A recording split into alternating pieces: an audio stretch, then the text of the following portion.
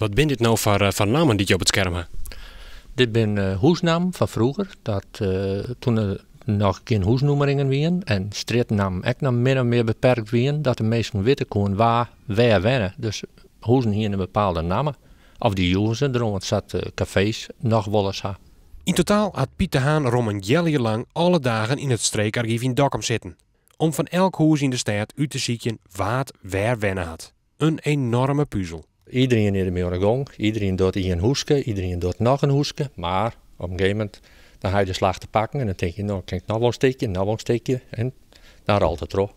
Om de bewenningskiertnis van Dokkum achter te kennen, moest Piet de Haan verskate archieven onkel Keppelien. En zakkamer steeds meer te weten hoe de skiertnis van Dokkum. Welke buurtverenigingjes, steeds maar, waren er in Dokkum?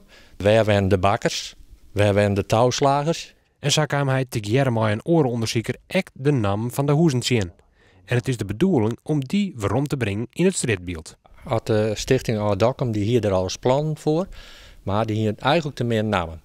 En je mag net met 12 truien beginnen, maar als je dus massaal de stad opvleuren kennen, maar een netjesboert, net een gek plastic denkje erop gespiekerd, maar een keurig boert, nou wil iedereen er wel om mij werken, dacht ik.